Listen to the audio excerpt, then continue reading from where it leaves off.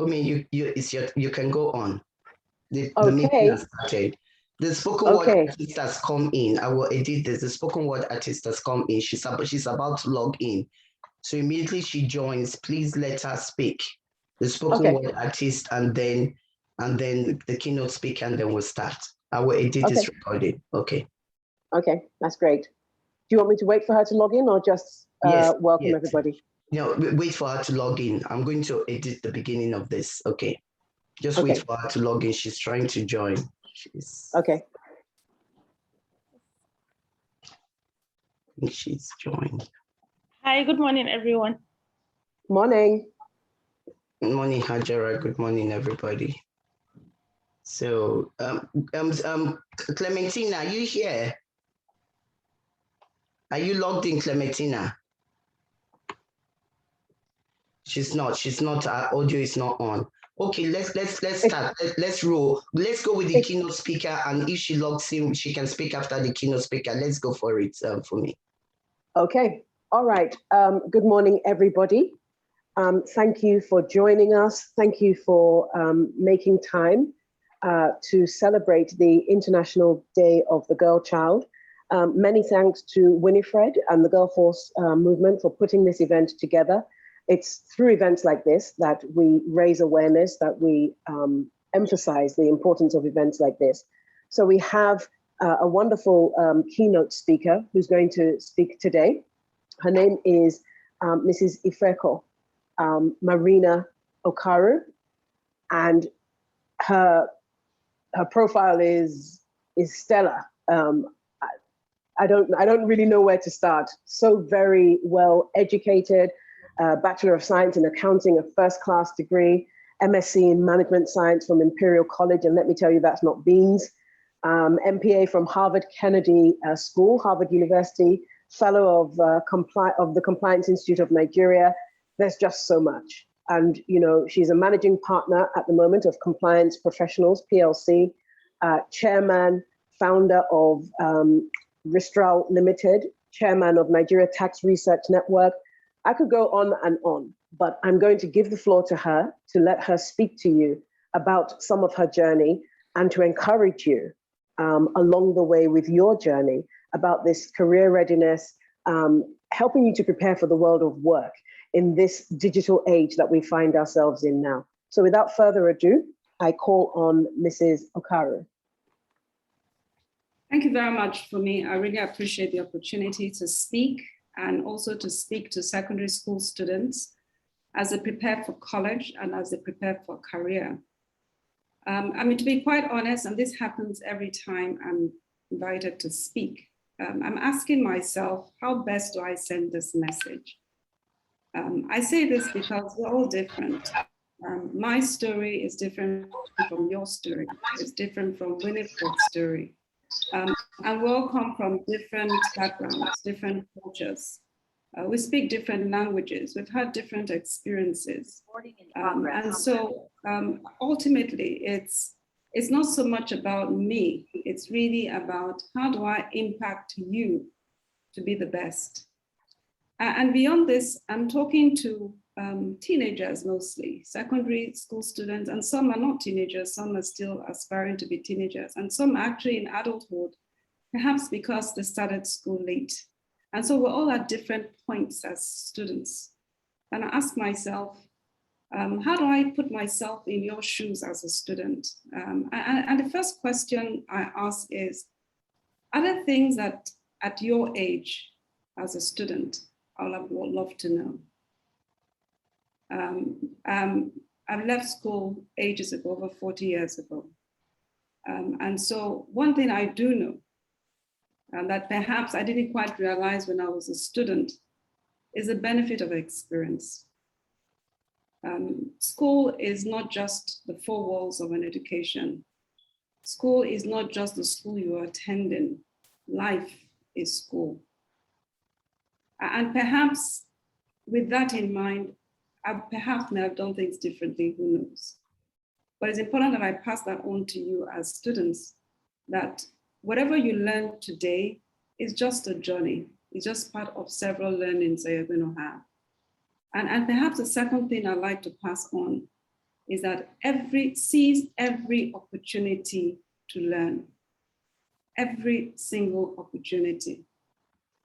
Because I find that as students, we have so many dilemmas. And as I think of the dilemmas that if I were in your shoes today, that I'll be facing, and depending on who is listening, one dilemma is, what career do I choose? Another dilemma is, do I want to go to college? And for some, I may want to go to college, but where do I get the financing?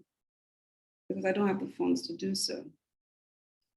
Or perhaps I know what I want, but my parents say I should do something else. So that's a dilemma. Or I find that the friends that I have all want to do A, and they're talking about it, excited about it, and I'm just there quiet. But I don't want to do A. But if I do A, at least I'll belong to my friends. But if I do B, I'm not going to see these friends anymore. I know people who have wondered whether they should go to a particular school because they're going to lose their friends.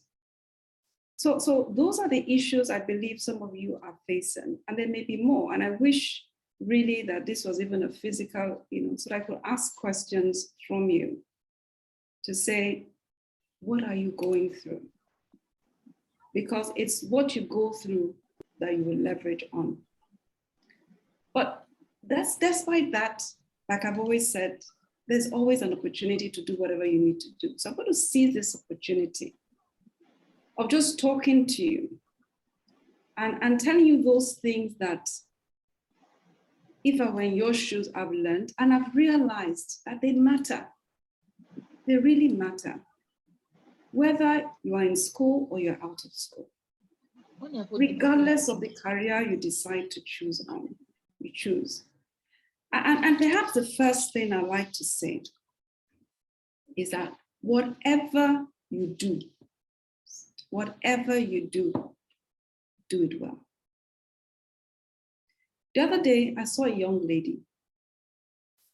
She's planning to go to college.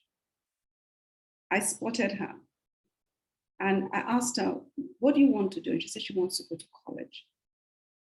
And I said, well, are you working now? She said, yes. And so she was doing a lot of multitasking. And you could see that even if she wanted to go to college, she was going to be really spaced out by the time she's over. And even if she was going to do part-time. And so this particular girl was given an opportunity to work in a different place that will enable her now get the funds to go to school, but also have the peace of mind to go to school. But guess what? What made her to be spotted out, which was her diligence, her hard work, and what was good for her, what she shone through all that, started to change when she got the job. And instead of taking that job seriously, what she did was to start using office time to start thinking about going to school. And what did that do? It started changing the aura around her. All of a sudden, people who had wanted to help no longer wanted to help because she was no longer doing what she was doing very well. And I say this, and I'm using this as an example, because this could apply to whether you're in school reading biology, reading maths. This could apply to whether you want to do law, medicine, you want to be an actress, you want to be a fashion designer. Do what you do very well. And sometimes in the environment in which we find ourselves, and I'm going to be using examples also of secondary school students who found themselves in different situations. Another situation I'd like to talk to you about is a situation of a girl who finished college and felt that because her family setting wasn't correct, she wanted to work first. But instead of working and looking for work in a particular way, she started walking around with gangs who put her in a situation where once they give her money, she could do anything. Now, even with that, what's the message? We need to be careful what we do that affect our self-confidence. whatever you decide to do. So one is do what you do very well, but there are certain things that will affect your ability to do what you do very well. And that is when you lose your self-esteem and you lose your self-confidence as a person. And there's so many variables that will make you lose your self-confidence. I've talked of some of them. One is friendship. Another is even your parents and the fact that you don't feel you can speak up to them. You don't feel you have a voice. You don't feel you can engage in a conversation because they're not listening is what you think. You know, if I tell my mother anything, if I tell my guardian anything, they're not going to listen. They don't understand me. Now, when you start thinking that way, and you therefore do things regardless, because you feel they don't understand you, so you ever just do what they tell you to do. Or you do those things and you hide them because you don't want them to know. What you don't realize is gradually, it's eating into who you are. All of our different actions, they all add up. They add up. And you start losing that self-confidence that you probably had at the very beginning. When you see children of 1, 2, 3, they are fearless. They jump, they fall, they don't care. They can stand on the table and fall, but once they fall, they get up. Now that spirit, we start losing it. Because that is actually one of the ingredients for succeeding in life. You can't fall. You can make mistakes. But we start putting in fear. We start being afraid. What would our teachers say? What would our parents say? And as you start building that fear, it starts affecting your self-confidence. No matter what you decide to do, one thing you should hold dear to you is holding your self-esteem. Don't do things that you cannot sleep at night. Don't do things that worry your conscience. Don't do those things because somebody else told you to do, even if you don't believe it should be done. Because that's important. When we say be the best you can be, it comes from the depth of belief in yourself. And that is something you should hold and never lose. And so if a teacher is telling you to do things that you know is not right, consult others. Look for someone safe that you can talk to. It could be another teacher. It could be your parent. It could be your principal. It could be your family friend. It could be an old student of your school. But search and never give up. I say this because, and I'll close on that because I've been told I just have 10 minutes. I say this because let me summarize what I've learned in life. And one thing I've learned in life is that, yes, it's good to be silent as strategy, not as an end, but for God's sake. And for in whatever religion you believe, speak up when you do not feel it is right. Speak up when you know it's going to affect your self-esteem and self-confidence. Speak up when you know that you can't be understood if you don't speak. How will anybody know what's inside of you if you don't speak up? And perhaps the challenge in speaking up is how to do it. And I can understand. Because sometimes when you speak up, the teacher shouts, your parent shouts, the society shouts, who are you? Use young girl, why can't you do this? I understand that. But don't let that stop you. So find a way around it. And let me use an example of myself. I remember when I was in secondary school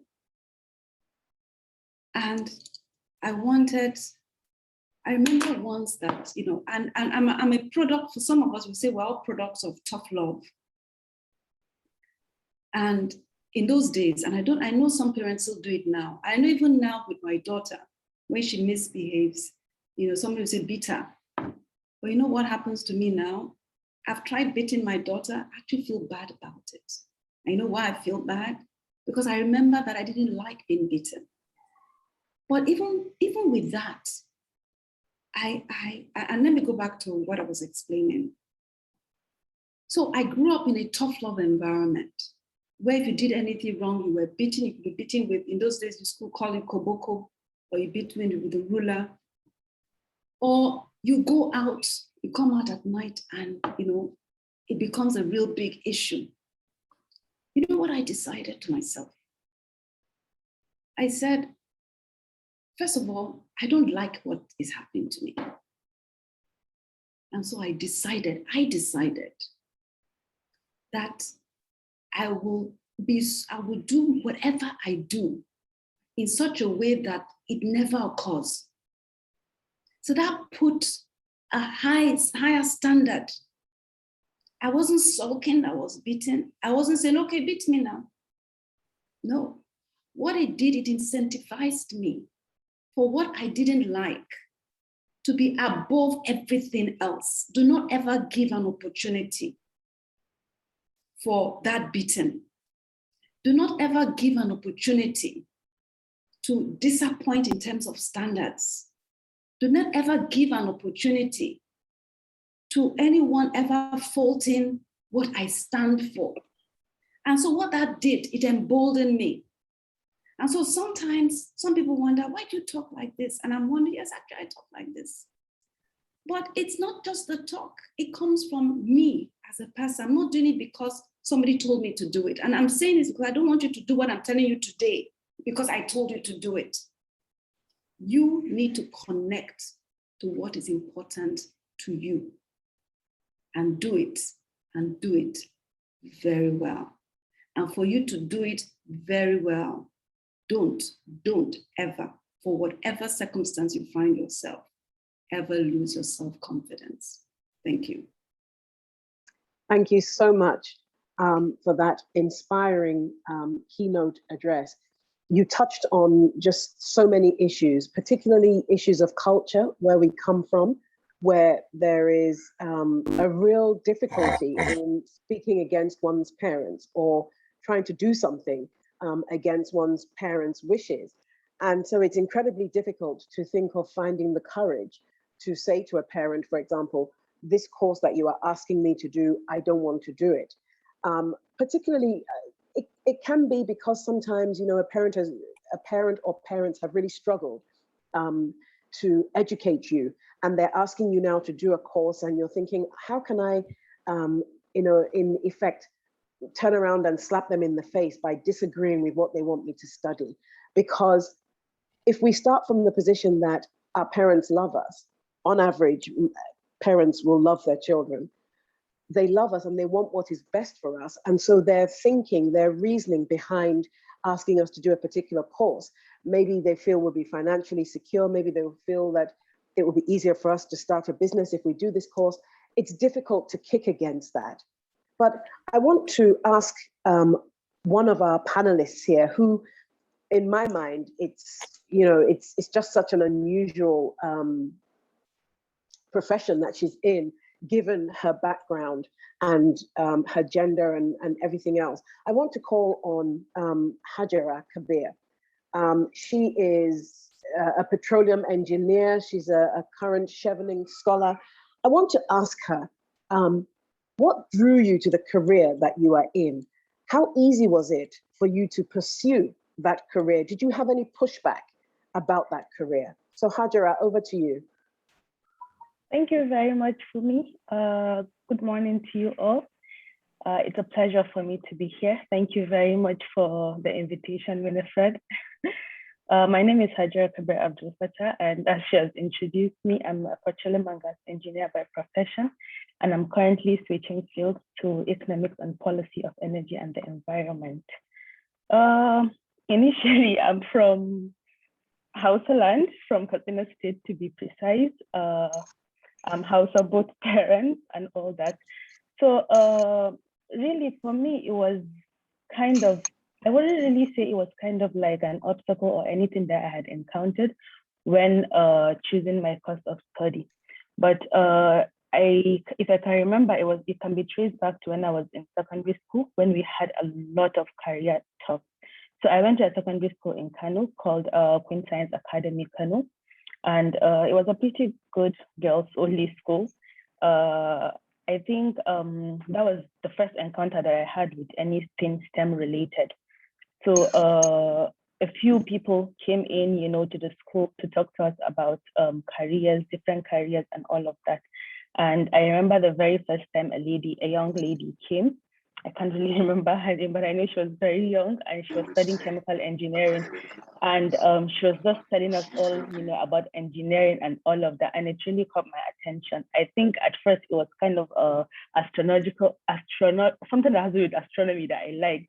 When one guy also came in to talk to us, and then but when this lady came, there was something very different about her, because if I could remember, there was a time that I was talking to my cousin who was like the only engineer in our family studying electrical engineering, and I told him about my interest in engineering, and he told me that, girl, no, it's not possible for you to go into that field, that it's actually just meant for the boys.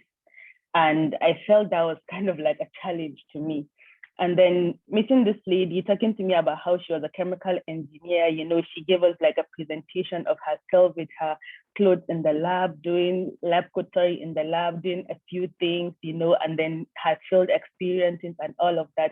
So I really became interested in it. And I remember always going to the ICT lab, to just type something about engineering, about chemical engineering and all of that. So after graduation, or I would say during graduation, I think almost everybody in my set, like my friends, everybody wanted to study medicine. We all wrote JAM, including me, because I really didn't know what I wanted to do at that moment. So I also wrote JAM for medicine. Actually, it was my first choice at Bayero University, Kano. So everybody wanted to even leave the country, but I knew that my parents wouldn't really take me out of the country at that point. In fact, it was even a no-go area. I knew that my parents were not those kind of parents that would take you outside the country. So, everybody wanted to go to London, all these countries, everybody, and I haven't even been to any of these countries that they are all calling. I knew that my fate lied in one of the Nigerian universities. And so I applied to Bayero University, Kano. So what actually happened that year was that there was like a backlash of the JAM that we did, and we couldn't go into the university at that year. So we had to wait for the people that were before us to go into 100 level first, and then we'll go in the second year. So, and I did very well in my exams, both my WAEC and my JAM. And so my dad felt that, okay, I can choose another option apart from the public university. And that was how fortunate I was to go into a private university, right, National University of Nigeria. And the first course that came to me was petroleum engineering. And the first thing after petroleum was just money. And that was just why I chose the course initially, and then just fell in love with it from there. Then afterwards, I began studying the petroleum engineering, and I realized that there's a lot in that field. I saw that there was I haven't really met another female petroleum engineer, from the Hausa land that is studying. I know there are, but at that point, I haven't met any. And so I joined all these extracurricular activities, Society of Petroleum Engineers and all that. We traveled to so many states in Nigeria, and the kind of pool of petroleum engineers and that cycle of the oil and gas industry that I usually meet, I haven't seen a woman that is from my place. And so that kept being like a challenge to me that, okay, you need to do more in this field. You need to do more. You need to become very visible. People need to know that, people like you can come here. People like you can do a lot of great things here. So that was my whole inspiring story of being in the oil and gas industry. And I think since then, I've been doing pretty great in there. Thank you so much. I hope that this is encouraging a young woman somewhere who is thinking of a course that's maybe not traditional, and people are trying to persuade her not to do the course, that there's another course that she should do. I hope what she's heard from you today, Hajara, has convinced her that it's okay. Just like Ifeko said, just don't lose your confidence. If you've settled it in your mind and you're gifted in that area, just don't lose your confidence. Keep going as best as you can. So We have a spoken word artist, and I love spoken word. I just admire it so much. I wish I could do it, but I can't. And I love it because it's really a throwback to our history, our oral storytelling history. This is how we talk, this is how we recorded our history. And so spoken word is so important. We need people who pursue their passion in spoken word, who pursue their talent in spoken word. So I want to call Clementina now to give us the piece that she's prepared for us to encourage us even as we carry on with this meeting. So Clementina, over to you.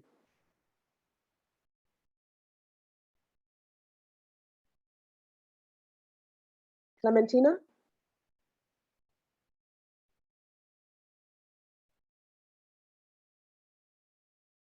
Okay, I know Clementina's on the call, but I can't seem to hear her.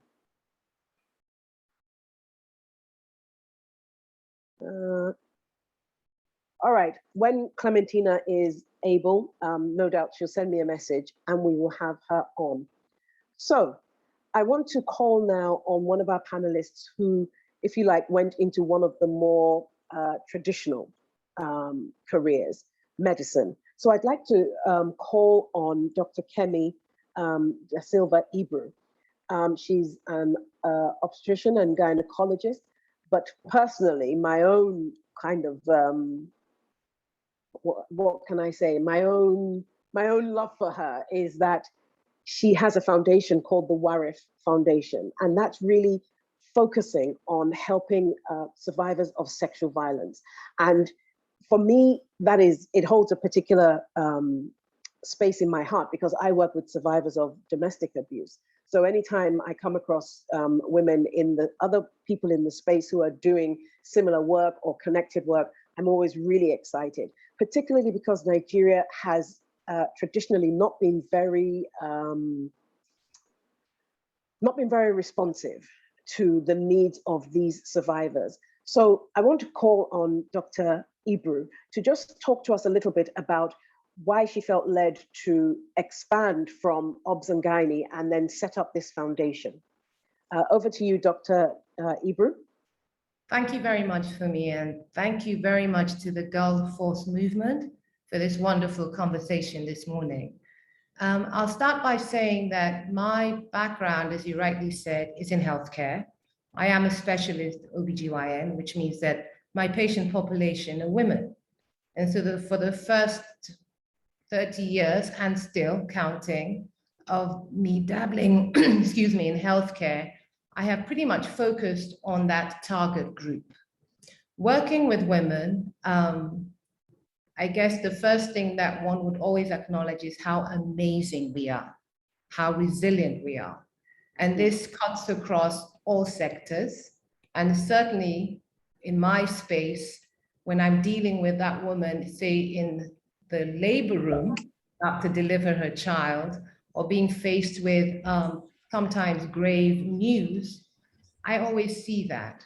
Sadly, however, whilst working with women, I did come across disenfranchised women, women that unfortunately are survivors of both domestic and sexual violence, women that didn't have a voice, and when I first came back, didn't have any infrastructure available to assist them.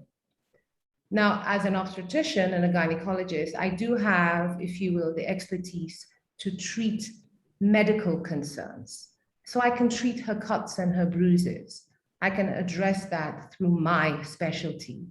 But there's so much more when it comes to helping and assisting women in need beyond her healthcare. Another important aspect, if not equally so, is her mental health, her emotional health, her well-being. And this is an aspect that also needed and still needs to be addressed. The other aspect is welfare. Nigeria is not a welfare country. And so when you talk to a woman in need, when you talk to a woman that is struggling, especially one that is enduring acts of violence, the easiest thing to say to her is leave. However, we forget that majority of the women, especially in our part of the world, are economically constrained. Many of them are families, they have families rather. Many of them sadly may not even have a skill. So how do they leave and where do they go? And so recognizing these challenges, as well as the larger issues, living in a community, a country that's patriarchal, sociocultural practices, we all know about them, we all see them every day, and a community that enables violence, community that would tell a young girl, why is your uniform so short? A community that would say to a girl, well, you were talking to the boy, of course he's going to assault you. A community that blames the young girl or the woman.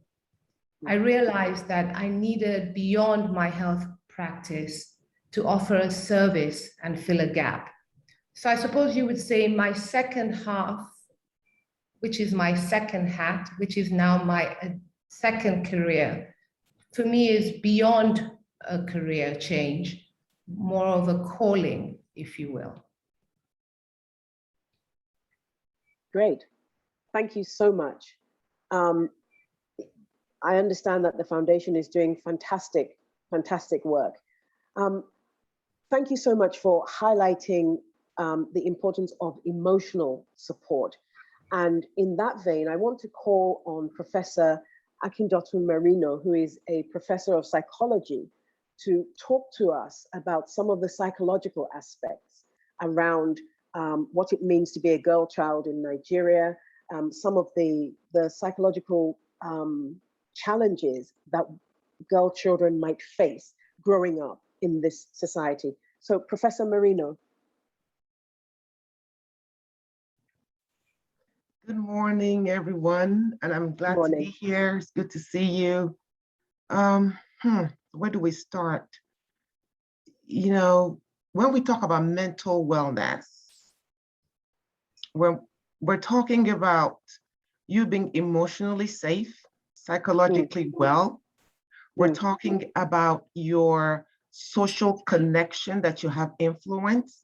We're talking or being able to be effective in your community. We're talking about financially secure, and we're talking about spiritually, in touch with your spiritual self. So emotional wellness is something that cannot be taken lightly, especially in this, in this last 2 years when we've experienced this pandemic and global recession and all things that are going on. But one thing I want to really emphasize is trauma. There's this adverse childhood experiences that happens in our culture. Some we don't even recognize it. I hear noise. Should I continue? Yes, please. Okay. If you're not speaking, can you please mute yourself? We have this adverse childhood experiences. We have the trauma of just daily living in Nigeria, in Africa. We have, if you're well-to-do, you're okay, you can send your child to a good school and, afford all the stuff that we're talking about here. But we have children who wake up and don't even have resources, the basics for the day. We have girls who don't have shelter. We have girls who are being abused. We have girls who are being abused inside and outside of the home. And so what I want to talk about today is just empowering these girls, that no matter where you are, find someone that you can talk to. There is always an adult somewhere that you can speak to, because if we don't take care of the traumas that we experience emotionally, it's going to lead to complex trauma later on in life. It's going to lead to some adverse effects in your life that can impact you emotionally, health-wise, and in other areas of your lives. So first thing is we need to start going to the schools and talking about it. So I'm glad that we're talking about it today. If you should have a space that nobody can invade. Sexual assault in our part of the world is pretty high, especially with young girls, as young as 5, 6, 7 years old. When somebody's pulling on you, is touching your breast, is touching your buttocks, is, you know, trying to force themselves on you, you have a place to protect yourself, and you have a boundary around yourself. So don't allow anyone to invade that space if you can. And if you ever experience some kind of assault, some kind of adverse effect, please make sure you speak out. No more secrets. Say something. If you see something, say something. Let's protect each other. So knowing that there is so much going on with us, in my field, I think that there's job opportunities out there for these young girls. You can be a psychologist, you can be a marriage family counselor, you could be a researcher, you could be an organizational psychologist, you could be a psychiatrist. There's so many ways, so many areas of opportunities for you. And when we begin to, do you know in Nigeria, there's 250 psychiatrists for 200 million people, and that number is shrinking because of the brain drain. They go, most of the psychiatrists come to the US or go abroad somewhere. We have psychologists. I was also told there's about 200 practicing psychologists in the country. Lagos State is doing a lot to actually start hiring psychologists. I interviewed Dr. Ajamale a few days ago, and he told us that, which is good news. So we need people to be trained. We need well-trained mental health specialists. We don't just need someone who took a course in anger management and then they say I'm a mental health specialist. That's not it. You need to go to school. You need to get your master's degree. And then in the US, you can't call yourself a psychologist until you have your PhD or your PsyD, a doctorate degree. But and there's also so you take the academic courses and then you go for your internship, which is about 3,000 hours, depending on where you are in the world, and then you can begin to practice. And we need you. We need you. So girls listening to me, if you want to be, come to this field and help the world, help change, reduce stigma, help change the disparities in health and mental health. And this is a career field. This is someplace that you can make a difference. It's a calling. It's a place where we change lives. And so just stay in school. If you're interested in psychology, if you're interested in the sciences, you can either do science or art and still be a psychologist. Whatever you study in your bachelor's doesn't really matter. When you get to your master's degree, that's when you actually begin to do the work for this. Does that help for me? It does. Thank you so much. Such wonderful advice being given to the young women on the call. So now I want to invite Sotoya and Titi Lola, Sotoya Edore and Titi Lola Akirile. I want them to talk to us about their careers and the subjects that they studied to prepare them for those careers, because they have, if you like, sort of newer careers. So for example, Sotoya is management professional with business improvement. She does project management. Titi Akirile does something along the same lines, not traditionally things that people would have said a couple of years ago to go and study in university or things like that. I mean, when we were growing up, you sort of had architecture, medicine, engineering. If you were lucky, they would let you slip dentistry in there, law. I think those were the top 5. Anything else you were seen as a kind of a time waster. Oh no, pharmacy, you could get in there with pharmacy. But some professions were seen almost as if, well, if you couldn't make the cut for medicine, then you would do pharmacy or you would do dentistry. So there are so many careers coming up now. There are options for so many careers coming up now that weren't there before. And so I'd like to hear from Sotoya and Titi, what did you study? How did you find yourself on the way to the careers that you have now? Did you study particular subjects? Were those subjects hard? Were they easy? How did you find yourself? So we'll start with Sotoya. If you tell us a little bit about what you do and the subjects that you studied that helped you. And then we'll go to Titi. All right.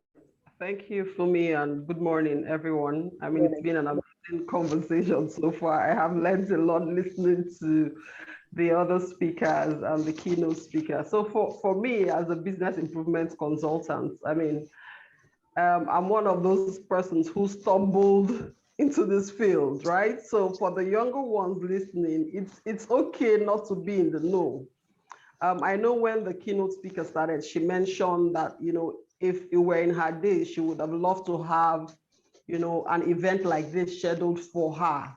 And, you know, that's sort of what's happened to folks like me, right? I went in with the intention of reading medicine or studying medicine. And in year 2, once I got into the anatomy lab and I saw a cadaver, I ran out of the lab and said I wanted to switch to geology. Right, so I have my BSc in geology. By the time I graduated, it was so difficult to have female folks, you know, be geologists in the oil and gas industry or get into other spaces where we play around the environment and all that. And so I started with contracting and procurement. And so on the job, what I did was to develop myself, get my, I became chartered, CIPS, Chartered Institute of Purchasing and Supply. And I moved on to another role, you know, that involved project management.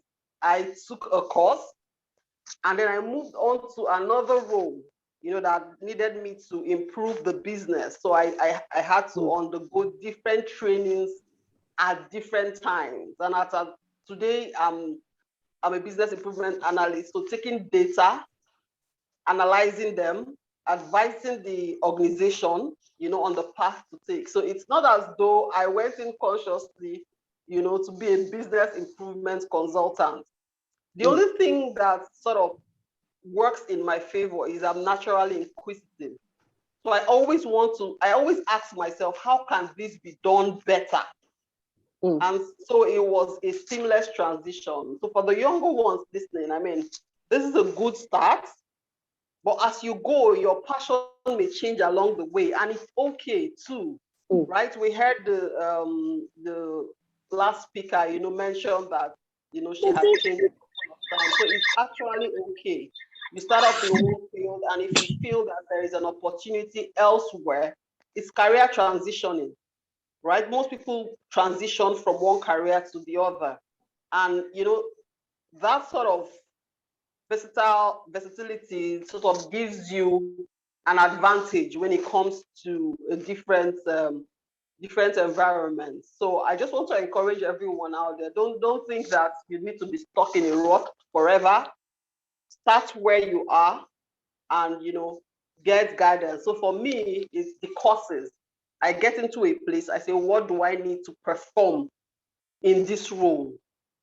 And then I take on those skills, project management courses, lean practitioner, Six Sigma, be a yellow belt, be a black belt, agile. Right now I'm pursuing another,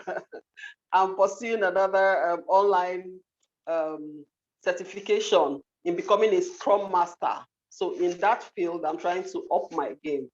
So that's basically how I found myself. It's not as though it were a conscious decision. Excellent. Thank you so much.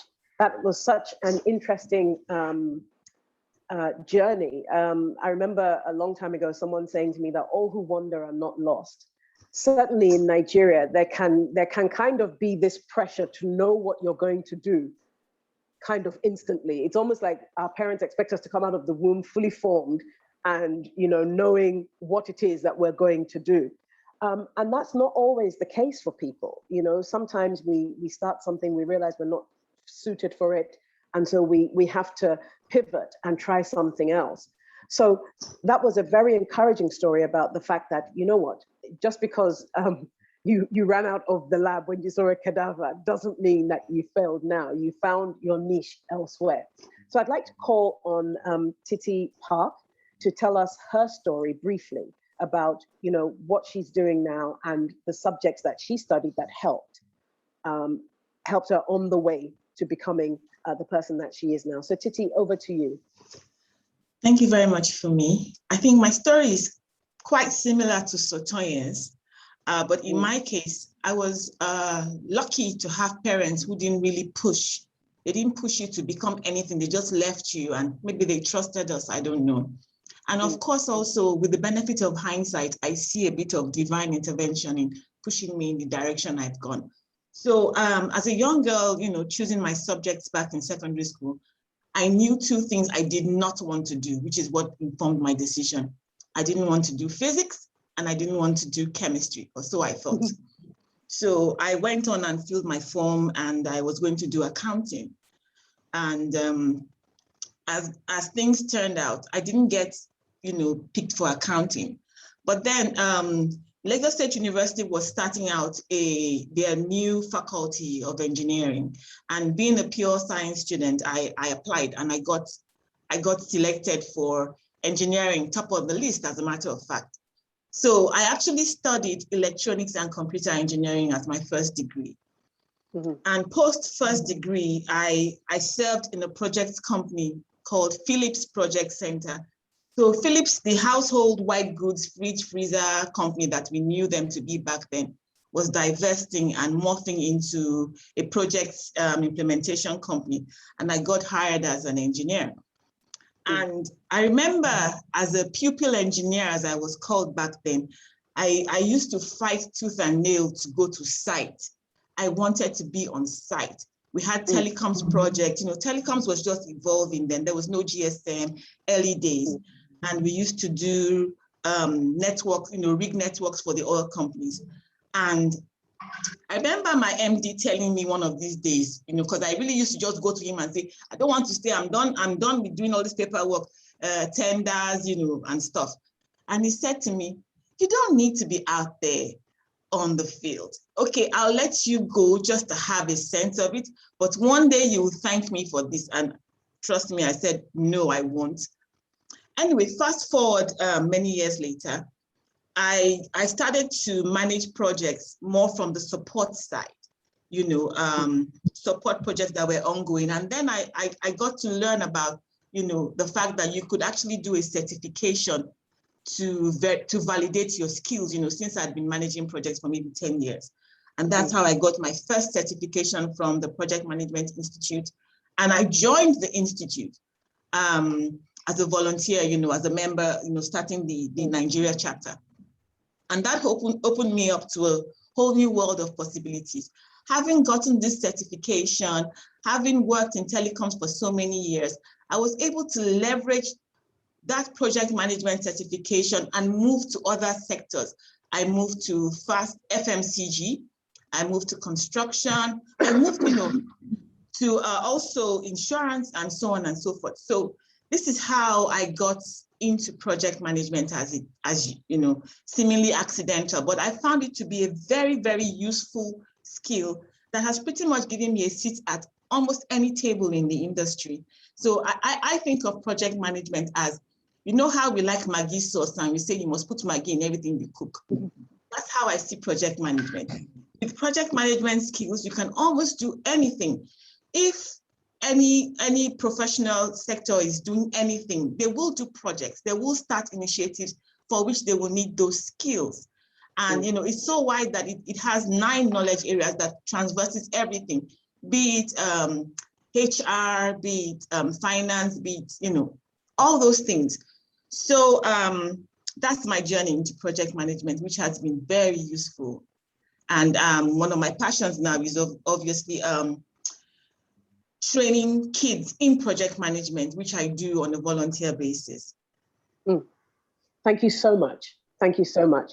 I think I often say that as Nigerian people, we're so resilient and so versatile because our environment, our terrain makes us resilient and versatile, because if not, the frustration of living here will probably just kill you before your time, God forbid. So, we are not people typically to just sit back and say, oh gosh, this is happening to me. We find a way to make things work, and that is beautiful. And particularly as women, I think Dr. Ibram mentioned it when she said, some of the challenges of living in a patriarchal society. we've learned that we have to finesse our way into doing things that we want to do, into doing things that we need to do. But once we get in there, we find our way, and we are typically people who will then take it to the next level. So I want to call on our last two panelists who we haven't heard from today. One is Professor Amamatu Dahiru, Professor of Biofuels. And that in itself, I'm sure, is a fantastic story. And Oreoluwa Leshi, again, you know, I'm sure a very interesting journey to where she is now. So for these two panelists, I want to ask you, you know, in terms of your career, what would you say is the biggest lesson that you have learned from a failure or a perceived failure in your career? You know, because often we hear, you know, the good news. Oh, you know, I did this and I went from height to height to height and it was all wonderful.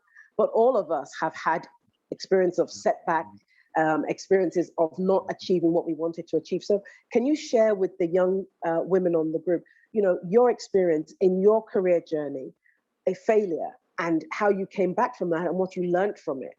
So Professor Dahiru first, and then Oreoluwa.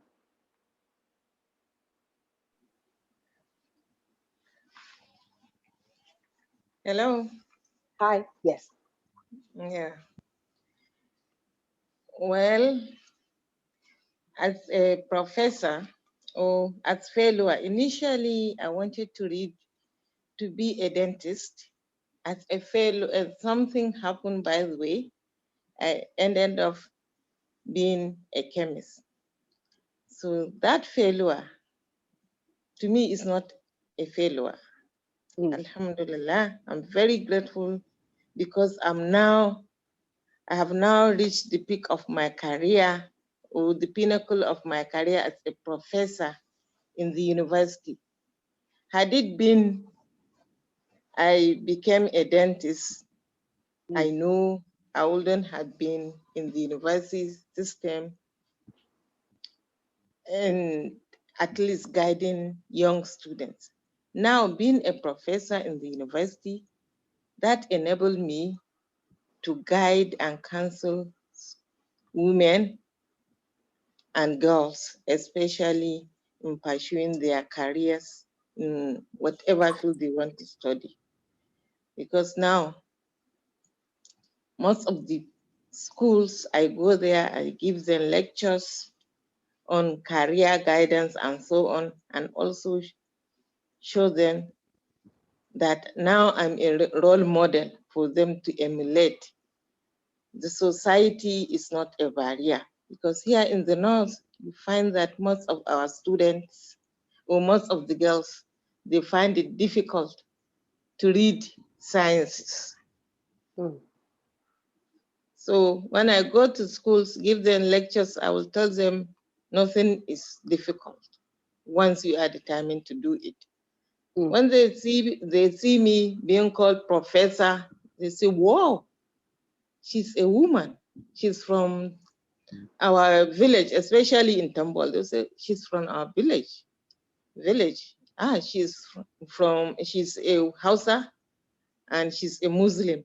Wow, see her in her hijab." So even the parents, they allow their children to pursue their careers. Since that I went to the university, I came out with good quality, with manners, that I have nothing against me, especially when it comes to societal, what do they call it, manners. I respect my elders. I married with my children, with my husband, everything. See, a role model. So that being I'm a dentist, I know. I would be in the university being a role model, at least to the young students. Because even now, I have a program, especially with my organization, where we come JS3 students and SS3 students, showing them they have to go to school to pursue their education after secondary school, because if see that here in the North, most of the time, they find it as a taboo. Some of them, that going to the university, they think that the children or the girls, they become loose, at least they'll start dating and so on.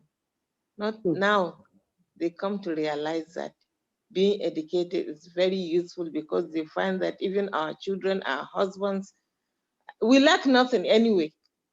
They can see that we have something to show. When we go to any ceremony, we talk to them. Even during ceremonies and naming ceremonies, we are being cited as role model, because when they see you talking, you always try to give them awareness that at least they should go to school. Like in my town now, whatever, if they are, most of the schools, they are carrying, if they are doing speech and prize giving this, I always attend. I stand to talk to students, to the parents, especially the parents, to allow their children to go to school. That gave me an enabling environment, because I'm a dentist in the hospital. I know I won't have that time to be going to attending schools and prize giving this, speech and prize giving this, and so on. But now I'm being a lecturer, anything to do with education, you find me there. Anything, especially to do with the girls and the women. I always find myself trying to pursue the girls. I always try to show them that we can break that barrier, because now the society, there is no career a woman cannot pursue, because that's the society now, especially in Sokoto, we have broken that barrier. Because if you look at in Hajara Kabir from Katsina, at least she's from the north, she's a Muslim, being an what do they call, a petroleum engineer, which in those days you don't find it at all in Sokoto, especially in my area here, Sokoto, because if you read anything, sciences, it's not easy for you, because they have already scared you. I don't know, maybe what helped me, because I went to school in the south, maybe that made me to break that barrier, even though we have many of them here too, my colleagues that read medicine and what have you. But unfortunately, during my school, I was the only girl in the class. So I was cherished and treated like a queen, pursuing my career as an applied chemist. After that, I came to Sokoto Energy Research Center, being the only lady. So in most of the time, they put me at the front, because if they want to achieve something, they know I'm so vocal. I will talk it out. Being a lady, because I hate somebody to think that because I'm a woman, they can maltreat me. That word made me to be so vocal anywhere I go, because I find it irritating that if you see how they are treating girls, especially in the offices and other places of work. Being a lady, they try to drag you down. I always put my head up to show them that, please, what a man can do, a woman can do better. So that's what made me to be what I am. So I'm very grateful to my not reading a dentist, not being a dentist. I love it. I love it. It's like the death of the dentist dream gave rise to an even bigger vision, and it has allowed you to achieve so much. But I also heard personal characteristics of determination, of courage, of the courage of your convictions, being determined to speak out, not allowing people to put you down because you're a woman, and just going for what you wanted to go for.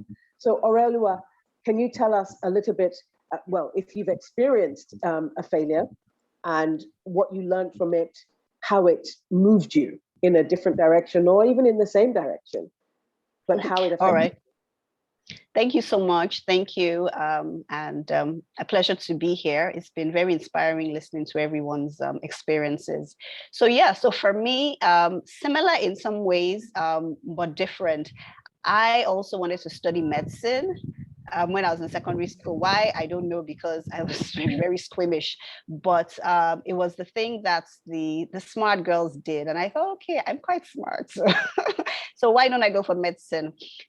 Thankfully, I was not able to get a place for medicine because I loved biology. I was good at maths. I had the subjects I was good at, but chemistry, honestly, chemistry was like a different language to me, a language I couldn't speak and I didn't understand.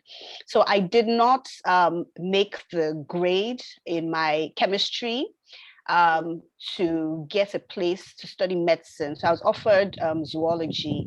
And of course, back then it was like, what am I going to do with a degree in zoology? I mean, if it was now, I probably would have, because I would have really have enjoyed this and I would have excelled. But back then the thinking was different. So I was like, so what do I do now? And it was such a big blow because virtually all my classmates, and I was in Queen's College as well, so all my classmates were going off to university. Everyone was swapping their stories of where they were going, what they were going to study. And there I was, like having to do JAMB again and basically stay behind a year. It was, at the time, it was really, I found it really humiliating, especially since I was considered so smart. And everyone would say, oh, what happened? Or what happened? You know? And so I was speaking to my mother, and she said, well, do you really want to do medicine? Or would you like to do something else? And I realized that even though I felt like it was the worst thing that had ever happened to me in my life, you know, in my short life then, at that point in time, it really happened for good, because I knew deep down inside me that I did not want to become a medical doctor. I don't think that I would have enjoyed the university experience. It would have been horrible, you know, being in a situation where you're studying a course that you really don't enjoy, and sometimes you're even scared, like, oh, you know, I can't do this. So I realized that it was God giving me a way out. And so I had to think about, what do I really want to do? And that in itself was such a daunting question, because I was thinking about, what do I want to do for the rest of my life? I did not have the understanding that you could do something for a few years and move on to something else. So just the enormity of thinking about, what do I enjoy so much that I can spend the rest of my life doing?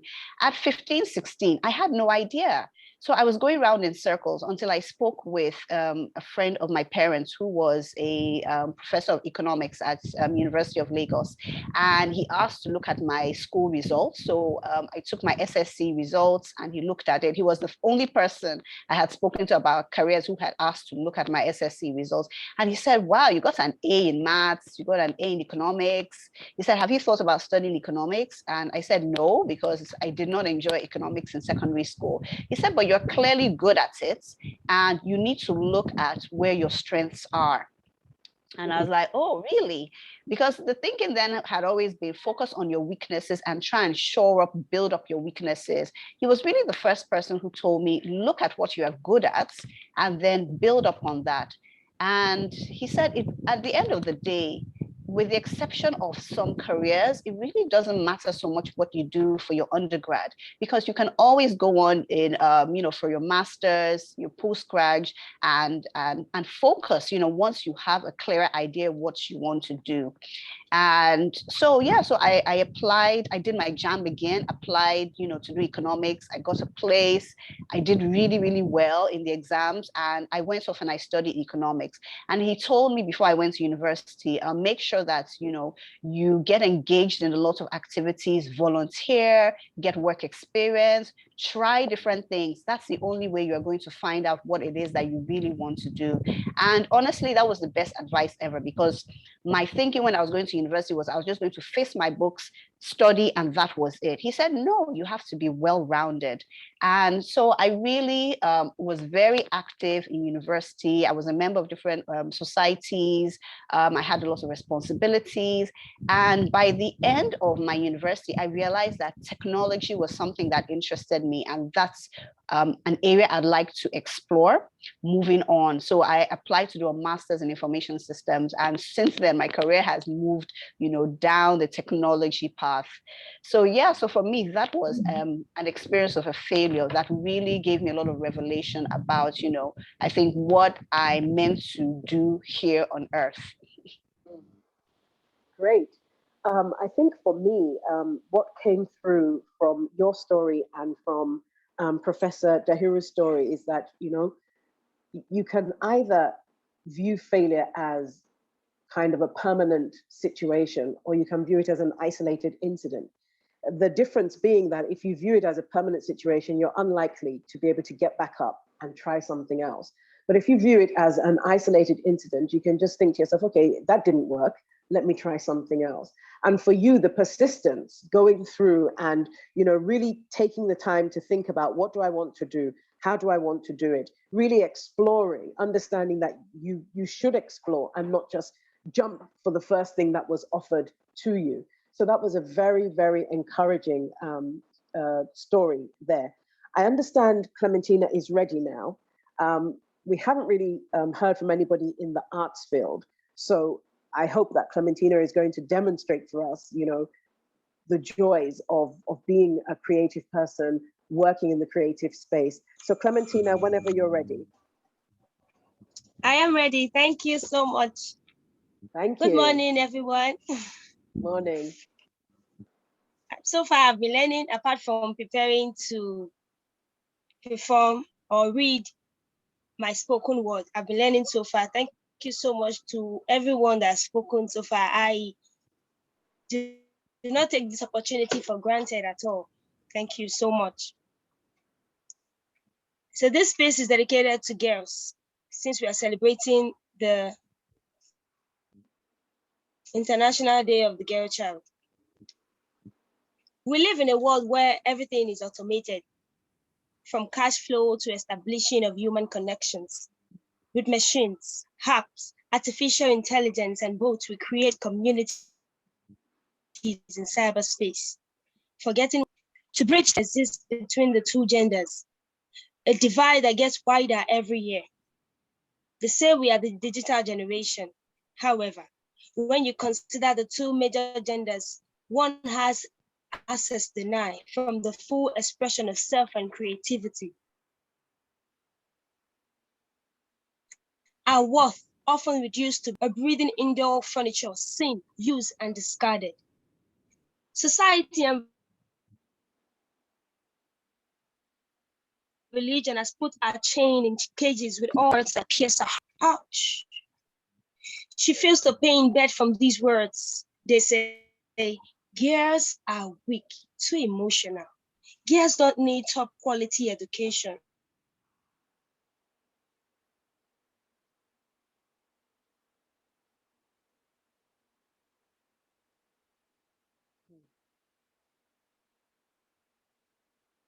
Wow. I think Clementina's connection. Yeah, she was getting so good. I was enjoying it. I was waiting to hear. I think her connection is a bit dodgy. We'll carry on and hopefully she can rejoin us and carry on with her piece. It would certainly be wonderful to hear the piece. So at the moment, I'm going to invite some of the young people on the call to talk to us about what they've learned so far, what has really impacted their thinking so far. If they have any questions of any of the panelists, just to invite the young people that we are giving the presentations to so that we can hear from them directly, their experiences and how it's been for them so far. So I think, Winifred has the poem, great. Okay, so I'm going to read the poem. I wanted a young person to read the poem, but I'm going to read the poem. So bear with me, I do not have the voice of a poet, but I sent it to my brother and he said, Winifred, I hope you're not the one reading it. I said, I hope I'm not the one reading it, but here we go. That's how life is. Okay, so we live in a world powered by technology. The internet has created virtual communities inside the cyberspace. Yet a digital divide exists between the genders. What a just society really needs to be thinking about and put in place is how to bridge this digital divide. They say that we are the digital generation. Yet when you consider the two genders, one has access denied from the full expression of self and creativity. Our worth often reduced to being a sex tool, a higher grade of kitchen utensils, or a breathing piece of indoor furniture, seen, used, and discarded. Society and religion have chained her in cages with all their stereotypical ideas and words that pierce her heart and wound her spirit. Ouch! She feels the pain of these words. Girls are way too emotional. Girls don't need top quality education. Girls are not good in science, technology, engineering, and mathematics. No need to send a girl to university because at the end, she will stop her career midway to have babies and raise them. Girls don't make good leaders. Lies. That is what they are, lies. I tell you, girls, don't believe them for 1 minute. These lies will cage your mind and limit your potential. Lies bind and lies blind. They blind you from the opportunities that the digital generation brings. The truth will set you free. Girls, you can be anything you desire to be. If you can dream it, you can be it. Being well educated is not for you alone, but for generations to come. From you, kings, princes, presidents, and leaders will come. You are the backbone of mighty nations. So girls, you have to take the initiative. You have to know your rights and stand in your power. You have to use your voice and keep knocking on doors, asking for what is your birthright. You have to break free from the strictures of society and be as courageous, resilient, and persistent as Malala in her fight for access to quality education. That is how you can build the future of your dream. The choice is yours. This is a cause I fight with these lines of poetry. A cause that is worthy of a fight. A cause that the Girl Force movement, a coalition of girl advocates, is fighting too. So we are not alone. That gives us great might. Work hard and reach for the stars. There is a bright future for girls. Hashtag bright future for girls. Thank you. Okay, I'm not quite sure why Jude said you shouldn't read it. I think you did really well with the read. I think that was just a fantastic kind of wrapping up to everything that we have said. We have heard from such accomplished women in different fields, diverse fields. We've heard their stories of success. We've heard how they've come back from setbacks. We've heard how their lives have been orchestrated and they have overcome difficulty to achieve unparalleled success in the fields that they're in. All of the women that we have heard from today have achieved great professional heights.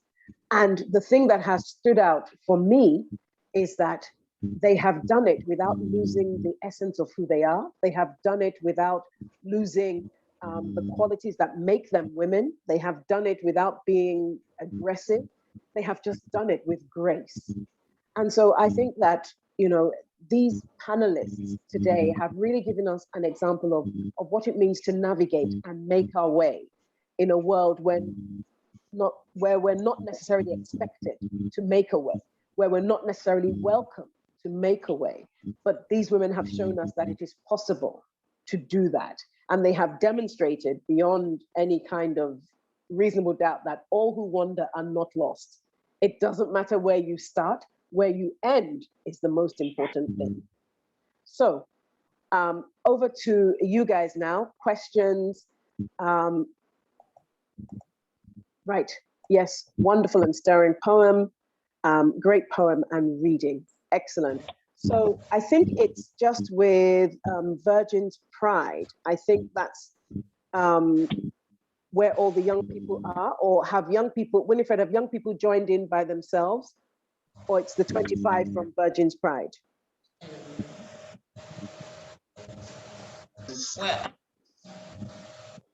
Well, it's the 25 from Virgin Pride, but the audience is open to ask questions. So even if you are not a girl child, if you do have questions to ask based on what you've heard from the panelists, you are free to ask questions. And if you do not feel comfortable to ask questions, you can put it on the chat, and we will, the moderator, Fumi Johnson, will read out the question. Yep. So Lady Pride, go for it if you have questions. I see they are ready to ask questions. Okay, excellent. Good morning, everybody. I'm Regina. I'm from Virgin's Pride Foundation. So thank you, everybody, for being here today. Thank you for speaking to us. Thank you for encouraging us. And Ma'am Winifred, thank you for that fight you fought with your words. I have a question. I'm listening to everybody. How you got there, how you fought through being a girl, doing everything you guys are. So what about those women who don't have support, those who don't have a voice, those in small communities who can't even go to school sometimes, who don't have the necessary facilities to get where they want to get? What are those people, those women who are already there doing for us in small communities to help us get where we Thank you very much.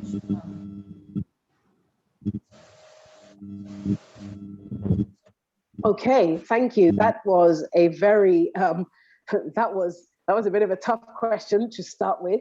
So I think I'm mentally going through my panelists and thinking who could be a good person to answer that. I think all of them could really have a go at that. I think we've heard already from Professor Dahiru, who says that she takes her time to go back to community. She takes her time to go to sports, to prize giving days, to really talk to the young people there about the importance of education. She speaks to parents about the importance of education.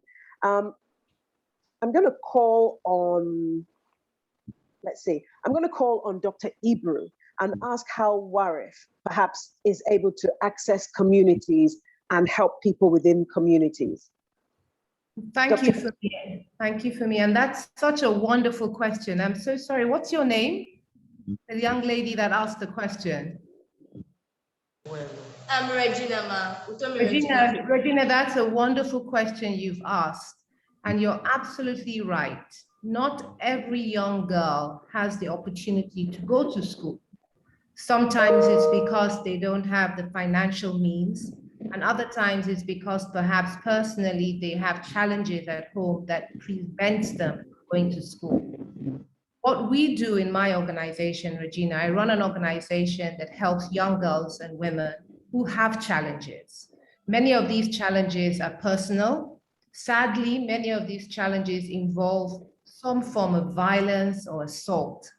And usually the person or the abuser may be somebody even at home, like a family member or somebody in their community that lives in their area.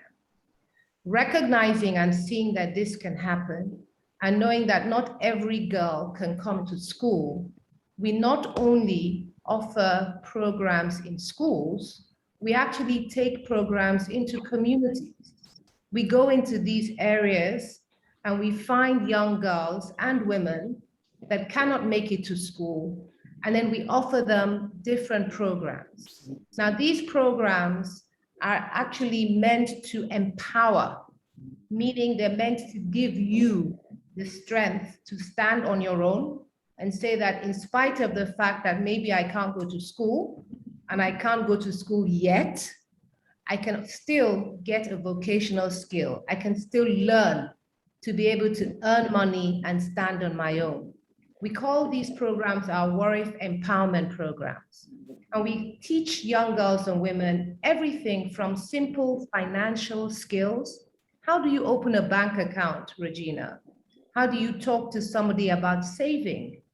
How do you talk to somebody about protecting yourself against the men and the boys in your area? And then we bring different specialists, some like wonderful women on this panel, to talk to you, to encourage you, and sometimes to give you an apprenticeship. And in giving an apprenticeship, that means that we can hopefully teach you a trade. And then finally, we leave you with a startup kit, meaning we leave you with something that you can then use to start this career or this job. Now, Regina, this does not mean that you cannot go back to school. This does not mean that you cannot change your career. It means that you have something to start with and build on. I use myself as an example. I mentioned at the beginning that I started off as a doctor.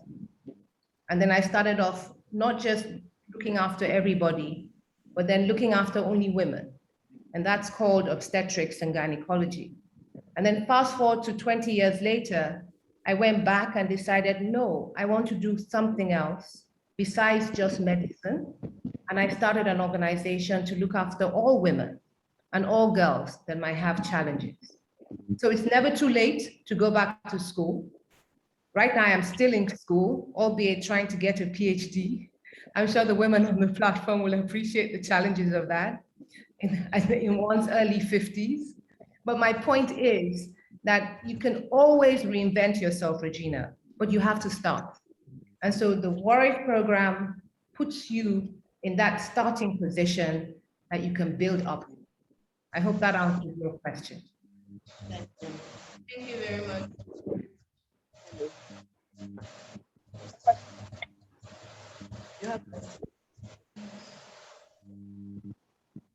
Hello, Wumi. Yes. I think you're on mute. No, I'm Hello, not. Wumi. I'm not sure I can hear you. And I'm not on mute. Yeah, my daughter has a question to ask. Okay. Can I handle it? Yeah. Yes. Hello. Hello. Good evening. Good morning. Good afternoon. Morning even still. Yes. Good morning. Good morning. Yes. Well, my name is Fatima, and I am a second year medical student. So my question here is, how do we try to see that the guys or the men in our field are trying to do something to understand us and support us? Because even my class back then last year, we were in 100 level, and there was a guy in my class who mentioned that by the time we reach our third year, probably 70% of the women in my class would be withdrawn from med school because we only care about makeup and our looks. And I felt challenged and irritated. I mean, we were all upset after he mentioned that. And I was reading this novel, Comma by Robin Cook. He writes medical thrillers. And then he mentioned that, and in the book, there was this doctor that was against his clinical student, a third year clinical student in the hospital. And then he told her that she was so emotional and that is not something to do in the field, you know, because they look down on women because we are emotional, and they think just because of that, we do not have what it takes to be successful in our respective fields. So it happens a lot, even still in my class, because there is this girl, a friend of mine, and we're both into spoken word and poetry. And then at some point, our class rep was telling me that, well, by the time we reach 200 level, you know, we won't have time for all that rubbish and everything. Like, they just always want to look down on ladies. If you have something great going on with your life, they always feel like it's not something to talk about, and it's just so disheartening. So I don't know if we have something, if we can get to the guys and let them see that they don't always have to look down on us because of our emotions, and because that's the way we were created, and we can actually be great at whatever it is we want to be. Thank you. That's my question. Thank you. Okay, so if I understand your question correctly, it's got a couple of aspects. How can we educate the men, the community around us to understand that being a woman is not something that holds us back from achieving. And also, my sense is that there's also a question there about how can, as women, how can we strengthen ourselves to be able to resist those comments and prevent those comments from really getting in our minds and holding us back. So I'd like to call on Ifeko to answer that question, because in her keynote speech, she touched on some of those issues, but I'd like to give her the chance to expand on that now. All right, thank you so much, Fumi. And honestly, thank you, I believe it's Fatima, for an excellent question. Now, let me talk a little bit from my perspective. I was the only girl with boys.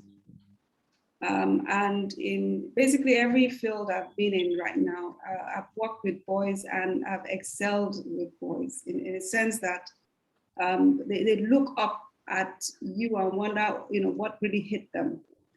So for me, the very first thing in terms of communicating to men is be your best. And the truth is you can beat them at their game. You know what I tell people? Develop a thick skin.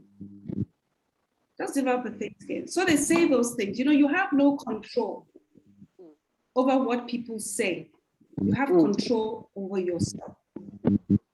And so focus on your circle of influence, what you can do. Because if you focus on what you're concerned about and what others are concerned about, then you actually fuel what they say. And so when somebody says, oh, you're doing makeup, say, I like makeup.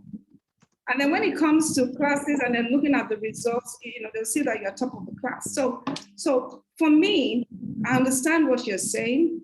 And I think it's also important that as women, we understand that men are very different from women. We're very different. And when we understand that, then perhaps we begin to even understand men better. Sometimes men are vulnerable. Sometimes men are actually very weak. We think men are strong, but they have their own weaknesses. And so instead of allowing what they say to affect us, when you listen to them, you should basically think about how can you help this guy have a better understanding. All right, so I'm turning your question around is how can we make men understand us? I'm saying, let's focus on ourselves first, strengthen ourselves, focus on what we want to do and be as best as we can on that. Because from your strength, people will listen. And as you strengthen yourself, recognize that the men themselves have their own issues. They are human beings. And I wouldn't want us to categorize all men the same. You have men who do not speak well of women, or you actually have men who are great advocates for women. So focus on those strengths. And when I say this, for you to be a second-year medical student, I'll be making an assumption that there's a man in your life. It could be your father, it could be your uncle, it could be your brother, it could be your father, your mother's uncle or mother's brother, who encourages you. And Fatima, would that be correct? Is there a man in your life that encourages you to be your best? Is there? Yes. Exactly.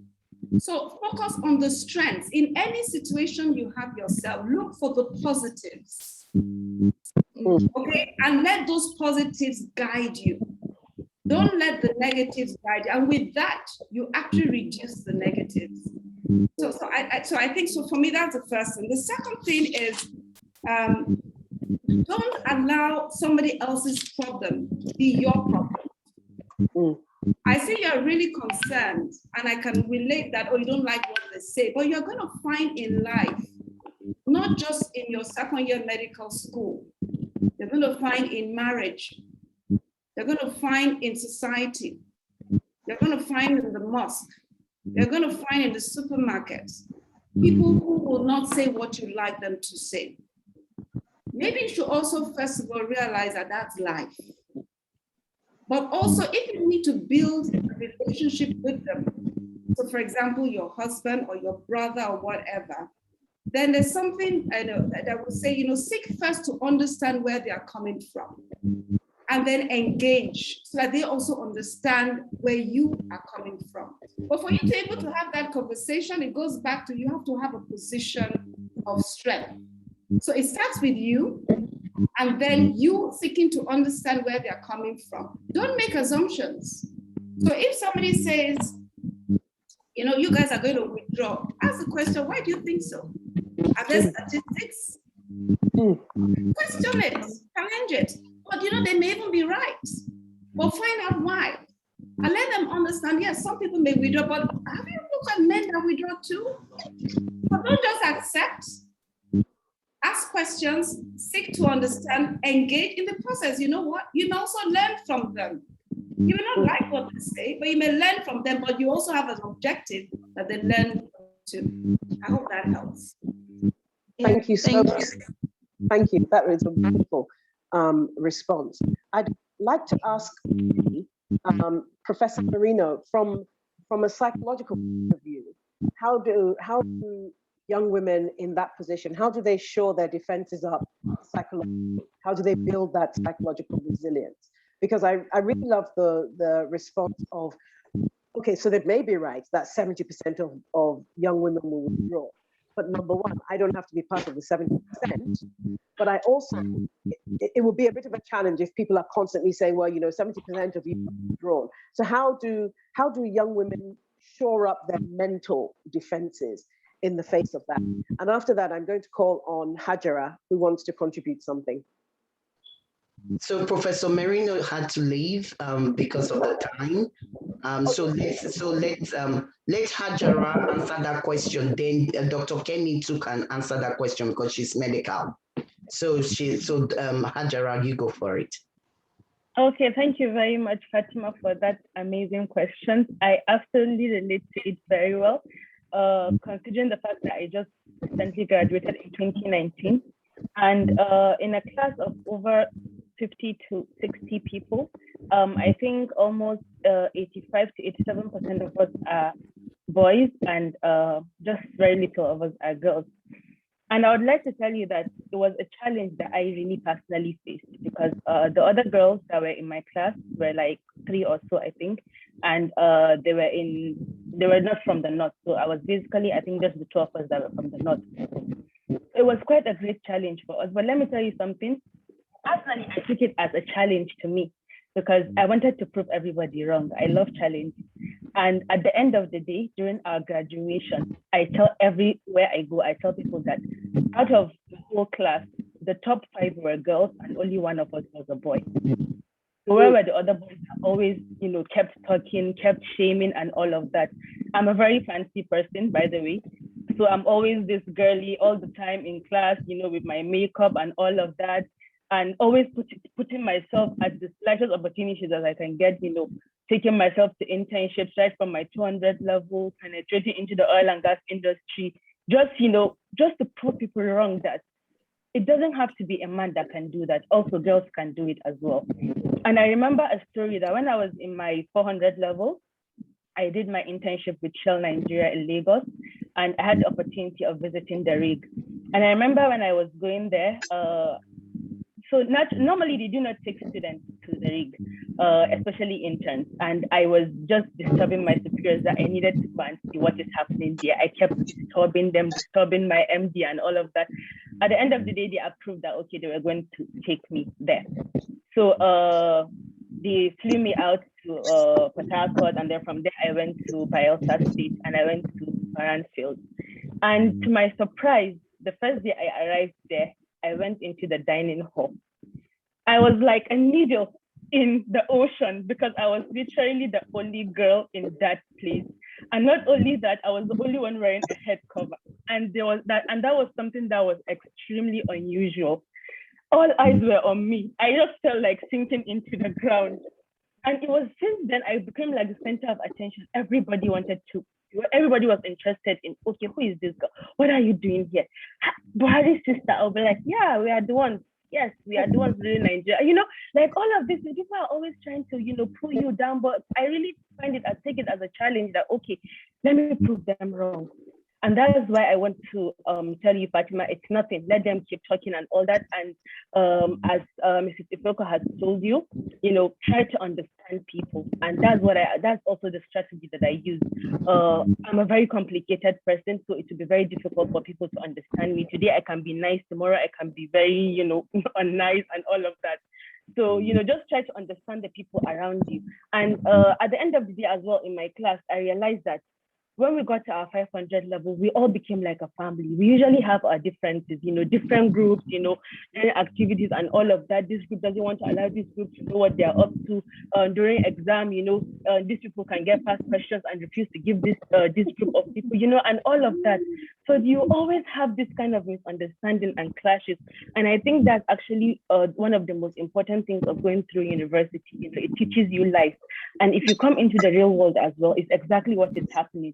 You find out that in a place, you get lots of people that don't like you, you get lots of people that you get along with and all of that. So you have to be able to make yourself, shine out there, be able to be with everybody, no matter how bad a person is and no matter how good a person is, just be a neutral person that you can get along with anyone.